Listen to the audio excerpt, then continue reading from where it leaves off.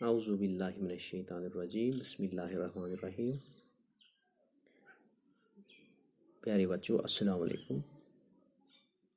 ایک بار پھر ہم آپ کی خدمت میں حاضر ہیں، اور آج جو یہ ہمارا ویڈیو ہے یہ ہم کلاس 3 کے لیے بنانے جا رہے ہیں، اور کلاس 3 کا انگلش جو ہے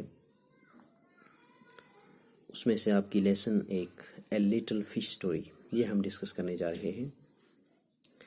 پیارے بچوں، چلیے ہم سیدھا اس کو سمرائز کرتے ہیں اس سٹوری کو، اور آپ سے میری گزارش ہے کہ آپ دھیان سے اس کو سنیں اور سمجھیں۔ So dear students, this story is about one of the millions of fish in the sea. This fish was always unhappy because of its small size. It was very small and always used to curse its smallness. One day, when he was swimming along with his friends, suddenly they found themselves in the meshes of a net. Everyone tried hard to move out of net, but only the little fish could come out from the net because of small size. All other fish were caught in the net. From that day, it was always happy because small size saved its life, and it did not curse its small size now. It is right to say, never feel bad about what you have. Always be happy with whatever God has given you. یعنی ایک چھوٹی مچھلی کی کہانی ہے۔ سمندر میں چونکہ لاکھوں مچھلیاں ہوتی ہیں، اور یہ کہانی انہی مچھلیوں میں سے ایک کے بارے میں ہے۔ یہ مچھلی ہمیشہ ناخوش رہتی کیونکہ یہ بہت چھوٹی تھی، اور اپنی اس چھوٹے ہونے کے لیے اپنے آپ کو وہ کوستی رہتی تھی۔ ایک دن کیا ہوا، جب یہ اپنی دوستوں کے ساتھ تیر رہی تھی تو اچانک وہ ایک جال میں پھنس گئی۔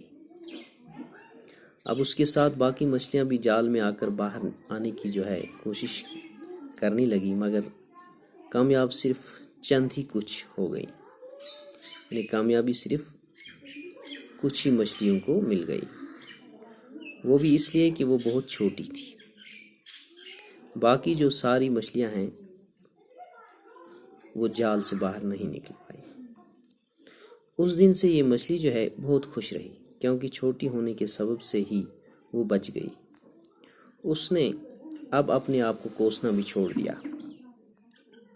تو کسی نے سچ کہا ہے، ہر ایک کو خوش رہنا چاہیے۔ جو بھی خدا نے دیا ہے اس سے کوئی شکوہ یا گلہ نہیں کرنا چاہیے۔ خدا جو بھی دیتا ہے وہ ہر ایک کو منظور ہونا چاہیے۔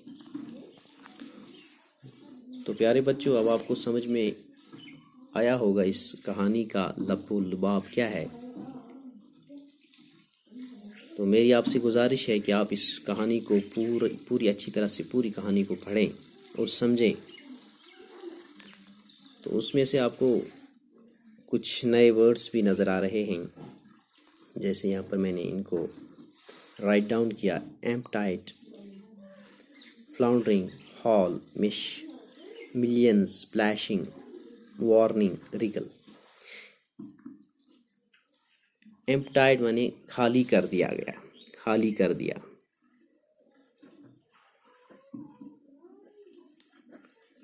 خالی کر دیا گیا۔ اسی طرح سے ایک اور ورڈ ہے فلاؤنڈرنگ۔ جب کوئی چیز کسی جگہ پھنس جاتا ہے تو وہ ہاتھ پیر مارتا ہے، ہاتھ پیر مارنا۔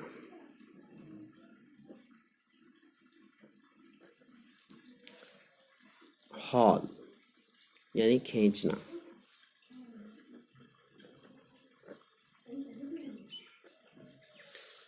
میش یعنی جو نیٹ ہوتا ہے، اس کی جو جالی ہے اس کو ہم میش بولتے ہیں، یعنی جالی۔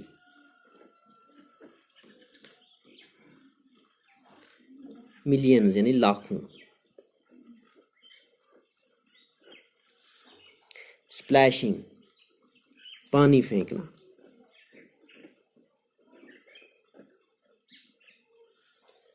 اسی طرح سے وارننگ یعنی خبردار کرنا.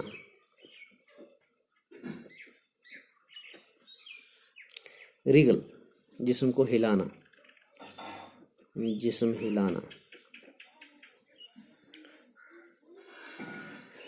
تو پیارے بچوں، میں اب امید کر سکتا ہوں کہ آپ کو یہ جو کہانی ہے اس کا جو خلاصہ میں نے آپ کے ساتھ جو شیئر کیا، اس کا جو بیان میں نے اس کا خلاصہ کیا، یہ آپ کو اچھی طرح سے سمجھ میں آیا ہوگا. اور آپ سے میری مؤدبانہ گزارش ہے کہ آپ اپنی کتاب کو کھولیں اور اس کہانی کو پورا پڑھیں، اور آپ کو اچھی طرح سے سمجھ میں آئے گا کہ اس کہانی کا جو مقصد ہے وہ کیا ہے. تو انہی الفاظ کے ساتھ میں آپ سے وداع لینا چاہوں گا. خدا حافظ.